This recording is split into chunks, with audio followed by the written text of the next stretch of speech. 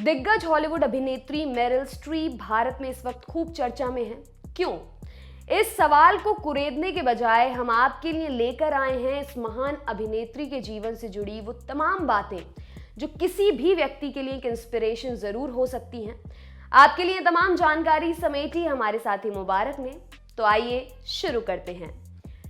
तारीख 8 जनवरी 2017, जगह अमेरिका के कैलिफोर्निया राज्य के बेवर्ली हिल्स शहर का एक 5 सितारा होटल।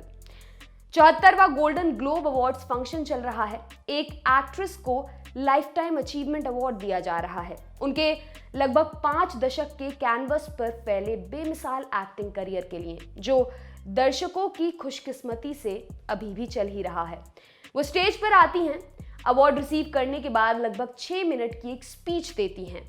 उस स्पीच में धन्यवाद दिए जाने लायक लोगों की लिस्ट नहीं पढ़ी गई, ना ही एक्ट्रेस ने अपने करियर के उतार चढ़ाव पर बात की। उस स्पीच में कुछ और ही था जिसने पूरी दुनिया की संवेदनाओं को झकझोर कर रख देना था।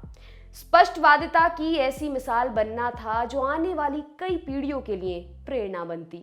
पूरी स्पीच तो यहाँ देना मुमकिन नहीं होगा, लेकिन जो 2 जोरदार बातें थीं वो आपसे साझा करते हैं। पहली बात तो ये कि एक्ट्रेस ने अमेरिका में उस वक्त उफान पर चल रही आउटसाइडर्स को भगाओ मुहिम को सीधे तौर पर एड्रेस किया।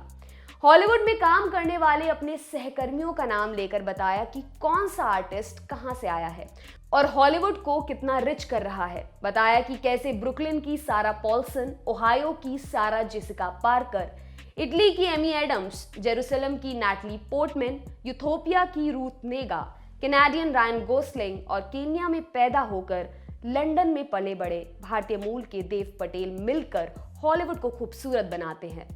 पुरजोर लहजे में कहा कि हॉलीवुड विदेशी आउटसाइडर्स से भरा पड़ा है। अगर सबको भगा दोगे तो देखने के लिए फुटबॉल और मार्शल आर्ट्स के अलावा कुछ नहीं बचेगा, जो कि आर्ट्स में है भी नहीं। दूसरी करारी बात कही डोनाल्ड ट्रंप को लेकर, जो उस वक्त तक अमेरिका के राष्ट्रपति चुने जा चुके थे। ट्रंप ने अपने इलेक्शन कैंपेन के दौरान एक डिसेबल्ड पत्रकार का मजाक उड़ाया था, बेहद भद्दे तरीके से।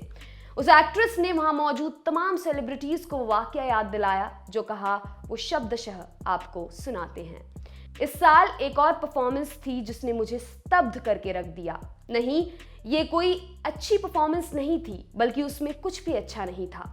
हमारे देश की सर्वोच्च सीट पर बैठने जा रहे शख्स ने एक डिसेबल्ड रिपोर्टर की भद्दी नकल की, एक ऐसे शख्स की जो उससे प्रिविलेज, पावर और पलटकर वार करने की क्षमता में कमतर था।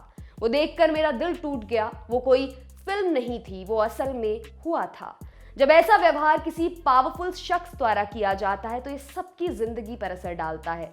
ये एक तरह से बाकी लोगों को भी इतना बुरा बनने की इजाजत देता है। तिरस्कार से तिरस्कार पैदा होता है, हिंसा को जन्म देती है। जब ताकतवर लोग अपनी पोजीशन का इस्तेमाल दूसरों को बुली करने के लिए करते हैं, हम सबकी हार होती है। हॉलीवुड की तमाम दिग्गज हस्तियां हैरानी के आलम में स्पीच सुनती रहीं। एक्ट्रेस की हिम्मत के लिए, उसकी स्पष्टवादिता के लिए तारीफ उनकी हैरान आंखों से टपक रही थी। तालियों की गड़गड़ाहट से पूरा हॉल गूंज गया। दुनिया का चौधरी बनता है अमेरिका।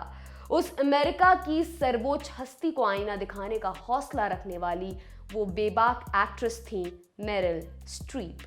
मेरिल स्ट्रीप जो आजकल भारत में अन्य कारणों से चर्चा में है। कारण चाहे जो हो, मेरिल स्ट्रीप के असामान्य, असाधारण, अद्वितीय काम को हमेशा चर्चा में रहना चाहिए। तो आइए जानते हैं कैसा रहा मेरिल स्ट्रीप का सफरनामा। मेरी, तुम ये कर सकती हो। 1949 के जून महीने की 22 तारीख को पैदा हुई मेरिल स्ट्रीप का असली नाम लुइस स्ट्रिप था। उनकी मां और नानी का नाम भी मैरी ही था। कंफ्यूजन टालने के लिए उनके पिता ने एक नया नाम इजाद किया, मेरिल। यही नाम आगे चलकर हर सिनेमा प्रेमी की जुबान पर चढ़ जाना था। शुरू में इंट्रोवर्ट रही मेरिल में बला का कॉन्फिडेंस भरने का श्रेय उनकी मां को जाता है। वो अक्सर मेरिल से कहा करती, मेरिल तुम ये कर सकती हो, तुम सक्षम हो, तुम अगर ठान लो तो जो चाहो वो कर सकती हो, तुम अगर मन लगाओगी तो तुम्हारे लिए हर चीज मुमकिन है। माँ की ये हौसला अफजाई मेरिल के लिए सक्सेस मंत्र बन गई। एक्टिंग से पहले सिंगिंग करियर शुरू हुआ जो ज्यादा चला नहीं।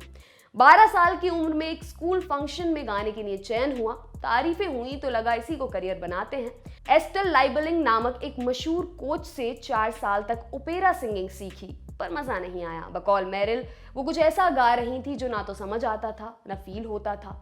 4 साल बाद छोड़ दी सिंगिंग के साथ स्कूल कॉलेज के प्लेज में हिस्सा लेना भी जारी था, वो भी कैजुअल ढंग से। एक्टिंग में पहली बार सीरियस रुचि हुई 20 साल की उम्र में, जब कॉलेज में उनके एक प्ले की चहुं ओर तारीफ होने लगी। साल था 1969। तब पहली बार उन्हें लगा कि उनके पास भी टैलेंट है। तेजी से लाइंस याद करने की क्षमता और तरह तरह के एक्सेंट मिमिक करने की काबिलियत को पहचान मिलने लगी। उस वक्त के उनके एक प्रोफेसर कहते हैं कि मेरिल को किसी ने एक्टिंग नहीं सिखाई, वो खुद की टीचर खुद हैं। येल वाली एक्ट्रेस। 2 साल बाद 1971 में मेरिल ने येल यूनिवर्सिटी के ड्रामा स्कूल में मास्टर ऑफ फाइन आर्ट्स की डिग्री के लिए एडमिशन ले लिया। यूनिवर्सिटी का नाम हम भारतीयों में अब खूब पॉपुलर है। खैर, येल में सरवाइव करना इतना आसान नहीं था। अपनी फीस भरने के लिए मेरिल ने वेट्रेस से लेकर टाइपिस्ट तक तमाम काम किए। पैसों के लिए दर्जन भर स्टेज शोज में एक्टिंग की। एक वक्त तो ऐसा आया कि स्टेज शोज का काम और पढ़ाई का दबाव बहुत ज्यादा बढ़ गया। मेरिल बीमार पड़ गई। उन्होंने एक्टिंग छोड़ देने तक का सोचा। लॉ में करियर बनाने पर सीरियसली विचार किया। बहरहाल सिनेमा की खुशकिस्मती से ऐसा हुआ नहीं और 2 साल का कोर्स 4 साल में कंप्लीट करके मेरिल ने डिग्री हासिल कर ली। डिग्री लेकर मेरिल न्यूयॉर्क पहुंची और ढेर सारे प्रोफेशनल प्लेस में काम किया। इसी दौरान उनकी मुलाकात हुई जॉन कजाल से, जो कि उनकी पहली मोहब्बत भी थे और जिनका साथ महज 3 साल में ही छूट गया। किसी ब्रेकअप की वजह से नहीं, बल्कि मृत्यु के क्रूर निजाम के सदके। बहरहाल वो कहानी आगे सुनाएंगे। अभी मेरिल के करियर का ग्राफ फॉलो करते हैं। जब प्रोड्यूसर ने बदसूरत बोल दिया, 1976 चल रहा था। मेरिल का थिएटर करियर साल भर से जारी था और अच्छा जा रहा था। फिल्मों में एक्टिंग के बारे में सोच भी नहीं रही थी। ऐसे में एक फिल्म देखी, taxi driver, Robert De Niro की महान फिल्म का मेरिल पर चमत्कारिक असर हुआ। उन्होंने सोचा, मुझे इस तरह का एक्टर बनना है। फिल्मों के लिए ऑडिशन देना शुरू हुआ रिजेक्ट होने का सिलसिला। ऐसे तमाम रिजेक्शंस में एक रिजेक्शन का किस्सा बेहद चर्चित है। ये किस्सा पॉपुलर फिल्म किंग कॉन्ग से जुड़ा है। किंग कॉन्ग के प्रोड्यूसर डीनो डी लॉरेंटिस अपने बेटे के साथ कैंडिडेट्स का ऑडिशन ले रहे थे। मेरिल का नंबर आया। लॉरेंटिस ने अपने बेटे से इटालियन में कहा, ये तो बहुत बदसूरत है, इसे मेरे सामने क्यों लाए हो? लॉरेंटिस को पता नहीं था कि मेरिल को इटालियन आती है। मेरिल ने तुरंत जवाब दिया, मुझे अफसोस है कि मैं आपकी उम्मीदों के हिसाब से सुंदर नहीं हूं, लेकिन जो है सो है, मैं ऐसी ही हूं। जाहिर है मेरिल को वो रोल नहीं मिला। वो रोल एक्ट्रेस जेसिका लैंग की किस्मत में लिखा था, जो आगे चलकर मेरिल की अच्छी दोस्त बन गई। एडिट टेबल पर कटा फटा डेब्यू। मेरिल स्ट्रीप का सिल्वर स्क्रीन पर आगाज हुआ 1977 में आई फिल्म जूलिया से, जिसमें एक और दिग्गज अभिनेत्री जेन फोंडा काम कर रही थी। मेरिल का ये आगाज महज कहने भर को था। फिल्म में उनके रोल पर खूब कैंची चली। उनके ज्यादातर हिस्से एडिटिंग टेबल पर शहीद हो गए। ऊपर से सिनेमा में काम करना उन्हें बहुत कष्टकारी काम महसूस हुआ। उन्हें लगा कि उनसे बहुत बड़ी गलती हो गई है और फिल्मों में काम करने से तौबा कर लेनी चाहिए। बहरहाल जेन फोंडा की करिश्माई शख्सियत ने मामला संभाला। जेन का काम देखकर उनका खुद का हौसला बुलंद हुआ। टैक्सी ड्राइवर वाले रॉबर्ट डी नीरो ने मेरिल का थिएटर वाला काम देखा था। उन्होंने सुझाया कि वो उनकी फिल्म द डियर हंटर में उनकी गर्लफ्रेंड का रोल कर ले। मेरिल ने स्टॉक गर्लफ्रेंड का एक किरदार करना सिर्फ इसलिए कबूल कर लिया क्योंकि उनके बॉयफ्रेंड जॉन कजाल भी फिल्म में काम कर रहे थे। जॉन को लंग कैंसर डायग्नोस हुआ था और मेरिल उनका ख्याल रखने के लिए हमेशा उनके साथ रहना चाहती थी। खैर, अनिच्छुक होकर किए गए इस रोल ने मेरिल को उनका पहला ऑस्कर नॉमिनेशन दिलाया। आगे चलकर मेरिल ने इस अवार्ड की दुनिया में क्रांति कर देनी थी। नॉमिनेशंस का एवरेस्ट पहाड़ खड़ा करना था। बहरहाल अगले ही साल 1979 में मेरिल की क्रेमर वर्सेस क्रेमर रिलीज हुई और सिनेमा की दुनिया में मेरिल स्ट्रीप का नाम स्टैब्लिश हो गया। आधी सदी से ज्यादा फैला करियर। क्रेमर वर्सेस क्रेमर के लिए मेरिल को अपना पहला एकेडमी अवार्ड हासिल हुआ। भले ही मेरिल उस वक्त इंडस्ट्री में नहीं थी, लेकिन अपने काम को लेकर संजीदगी ने उन्हें हर एक से भिड़ाया। क्रेमर वर्सेस क्रेमर के कुछ संवाद मेरिल ने खुद लिखे, लड़ झगड़ कर, खासतौर से एक कोर्टरूम वाले सीन की स्पीच। मेरिल का कहना था, ये एक महिला की स्पीच नहीं है, ये साफ झलक रहा है कि एक पुरुष महिला की स्पीच लिख रहा है। काफी आर्गुमेंट के बाद मेकर्स ने उन्हें अपनी स्पीच खुद लिखने की इजाजत दे दी। बावजूद इसके कि लीड एक्टर डस्टिन हॉफमैन इससे नाखुश थे। हालांकि बाद में हॉफमैन ने उनकी अनथक मेहनत की तारीफ ही की। सही बात के लिए लड़ भिड़ जाने का यह जज्बा मेरिल में हमेशा बना रहा। क्रेमर वर्सेस क्रेमर की सफलता ने मेरिल के करियर को बढ़िया शेप दी।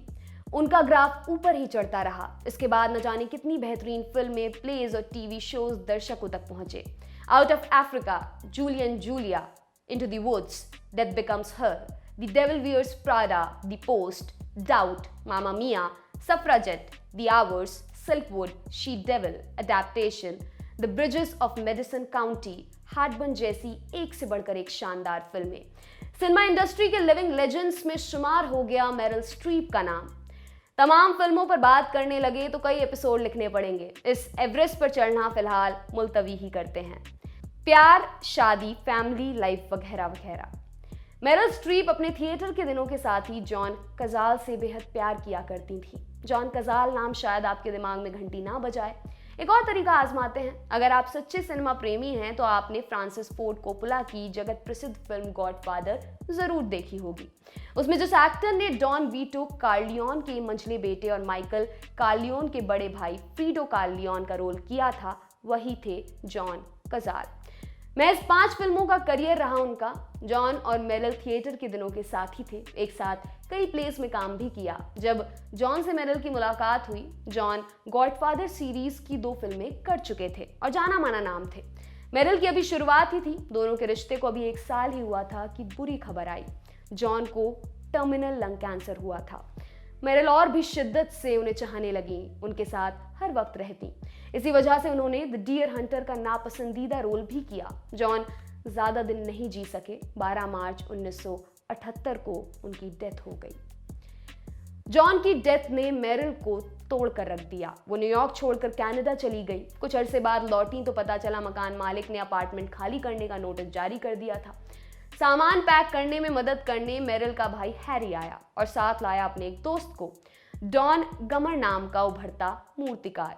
डॉन कुछ अरसे के लिए देश से बाहर जा रहा था। उसने मेरिल को अपने घर में रहने की ऑफर दी। मेरिल वहां रहने लगी। बाहर गए डॉन से खतो किताबत होने लगी, जो आखिरकार प्यार में बदल गई। 30 सितंबर 1978 को दोनों ने शादी कर ली, जो आज तक कामयाबी से चल रही है।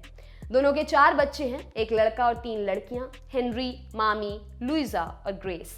हेनरी म्यूजिशियन है, लुइजा मॉडल। मामी और ग्रेस ने अपनी मां की तरह एक्टिंग को अपना करियर चुना। यह रिकॉर्ड कैसे टूटेगा? अपने 5 दशक तक फैले करियर में मेरिल स्ट्रीप ने कमाल की फिल्में दी, जिन्होंने न सिर्फ अरबों डॉलर का रेवेन्यू जनरेट किया, बल्कि मेरिल को एक असाधारण अभिनेत्री के रूप में बेहद ऊंचे पेडेस्टल पर बिठा दिया। अवार्ड्स और नॉमिनेशन से झोली भरती रही सो अलग। मेरिल स्ट्रीप ने अब तक 3 बार ऑस्कर अवार्ड जीता है। इसके अलावा 9 बार गोल्डन ग्लोब अवार्ड और 3 बार ब्रिटिश अकेडमी अवार्ड भी उनके नाम हुए हैं। छोटे मोटे अवार्ड्स की तो कोई गिनती ही नहीं है। टीवी शोज और थिएटर की दुनिया में भी उन पर पुरस्कारों की बारिश होती रही है। लेकिन मेरिल का सबसे शानदार कारनामा तो कुछ और ही है। 2020 के अंत तक मेरिल स्ट्रीप को 21 बार ऑस्कर अवार्ड्स के लिए नॉमिनेट किया गया है। अकेडमी अवार्ड्स के पूरे इतिहास में आज तक इतने ज्यादा नॉमिनेशंस किसी को भी नहीं मिले हैं। इस उपलब्धि की भव्यता इस तरह देखिए कि इस सूची में दूसरे नंबर पर एक्टर जैक निकल्सन है, जो अब तक 12 बार नॉमिनेट हुए हैं, यानी मेरिल से 9 कम। ये एक ऐसा कारनामा है जिसे दोहरा पाना शायद ही किसी के बस का हो। ये कुछ डॉन ब्रेडमैन के टेस्ट एवरेज जैसा है, जिसको तोड़ना तो दूर, जिसके आसपास पहुंचना भी सपना लगता है। और दुनिया इनसे तुलना करने चली है। बताइए, कोई तुक है? जाते जाते उन 3 फिल्मों की बात भी कर ली जाए जिनके लिए मेरिल स्ट्रीप को ऑस्कर अवार्ड मिला। Kramer versus Kramer 1979। Kramer versus Kramer Meryl का करियर स्टैब्लिश करने वाली फिल्म। ये एक लीगल ड्रामा फिल्म थी। डिवोर्स के बाद बच्चे की कस्टडी के लिए लड़ रहे एक्स पति पत्नी की कहानी। जेंडर को लेकर उस वक्त के समाज की मानसिकता और माता पिता के सेपरेशन का बच्चों पर होने वाला असर जैसे मुद्दों पर यह फिल्म बेस थी। ये उस साल की सबसे ज्यादा कमाई करने वाली फिल्म बनी। फिल्म की शूटिंग के दौरान हुई एक घटना मैगजीन्स और अखबारों में बार बार दोहराई गई। हीरो डस्टिन हॉफमैन ने एक सीन में मेरिल को करारा थप्पड़ मार दिया था। ये थप्पड़ ना तो स्क्रिप्ट में था, ना ही हॉफमैन ने मेरिल से शूट से पहले सहमति ली थी। स्ट्रीप ने बात अपने कई इंटरव्यूज में कही है। बहरहाल थप्पड़ भले ही खाया, लेकिन फिल्म ने मेरिल को उनका पहला ऑस्कर भी दिलाया। Sophie's choice 1982। मेरिल का दूसरा ऑस्कर 3 साल बाद ही आया। फिल्म थी सोफीज चॉइस, एक हॉलोकास्ट सर्वाइवर की कहानी। मेरिल ने सोफी का रोल किया जो ऑशविट्स नरसंहार से बचकर आई हुई है। अपने अब्यूसिव यहूदी प्रेमी के साथ अमेरिका में रह रही है। दोनों की लाइफ में एक राइटर की एंट्री होती है जो सोफी के पास को कुरेदने लगता है। फिल्म का अंत बड़ा मार्मिक था। फिल्म को दर्शकों और आलोचकों से एक समान प्यार मिला। आज भी सोफी को मेरिल स्ट्रीप के टॉप 5 रोल्स में जगह मिलती है। The iron lady 2011। अगले ऑस्कर के लिए मेरिल को लगभग 3 दशक तक इंतजार करना पड़ा। हालांकि नॉमिनेशन मिलता रहा और अन्य अवार्ड से झोली भरती रही। द आयरन लेडी यूके की पहली महिला प्रधानमंत्री मार्गरेट थैचर की जिंदगी पर बनी बायोग्राफिकल ड्रामा फिल्म थी। मेरिल ने मार्गरेट का सेंट्रल किरदार निभाया और डूब कर निभाया। इस किरदार को उनका वन ऑफ द ग्रेटेस्ट कहा गया। तारीफों के पुल बंधे और उन्हीं के पीछे पीछे चला आया तीसरा ऑस्कर अवार्ड। और सफर अभी खत्म नहीं हुआ है। मेरिल स्ट्रीप कोई रिटायर्ड एक्ट्रेस नहीं है। वो आज भी पूरी सरगर्मी से अपना काम कर रही हैं। न जाने अभी और कितने अवार्ड्स उनके हाथों में जाकर गौरवान्वित होने वाले हैं। मेरिल स्ट्रीप वो शख्सियत बन गई हैं जिनके युग में दुनिया शेयर करना सम्मान की बात होती है। मेरिल स्ट्रीप वो बेबाक शख्सियत हैं जिनके द्वारा खुली आलोचना किए जाने पर मुल्क का सर्वोच्च शासक सिवाय खिसियाने के कुछ नहीं कर सका था। हाँ, कलपकर उन्हें ओवररेटेड एक्ट्रेस जरूर कह गया था। आज वो शासक अपना मजाक बनवाकर सत्ता से बाहर हो चुका है और मेरिल स्ट्रीप का नाम काम अब भी है और हमेशा रहेगा। आपके लिए तमाम जानकारी लाए हैं हमारे साथी मुबारक। मेरा नाम है दिव्यांशी। देखते रहिए दी लल्लन टॉप। शुक्रिया। अब रोज दोपहर 12 बजे लल्लन टॉप लाएगा मैटनी शो, सिनेमा का कंप्लीट शो जहां सनसनी नहीं सेंस होगा। सोमवार बॉलीवुड किस्से, फिल्म और फिल्म वालों की दिलचस्प कहानियां। मंगलवार लल्लन टॉप अड्डा, चौचक बैठ की हेडलाइंस बनाने वाले हीरो हीरोइन डायरेक्टर के साथ। बुधवार कहाँ गए ये लोग जो कभी स्टार थे अब लगता है कि गुमनाम है, उनकी खोज खबर। गुरुवार Bharat talkies, best of regional cinema, क्योंकि हिंदी के बाहर भी जाबड़ फिल्में बनती हैं। शुक्रवार स्पॉटलाइट, हफ्ते की सबसे बड़ी सिनेमा न्यूज के हर एंगल पर फोकस। शनिवार को होगा बरगद, फिल्मों के महारथियों से तसल्ली से लंबी बात, सुकून और समझ के साथ। और रविवार को होगी सिने वेला, वेला यानी कि पीरियड, कक्षा, क्लास। ये क्लास लेंगे लल्लन टॉप के सिनेमा एडिटर गजेंद्र। क्लासिक फिल्मों और सिनेमा पर, इसके हर पहलू पर विस्तार से बात होगी। तो रोजाना दोपहर 12 बजे देखिए लल्लन टॉप का मैटनी शो।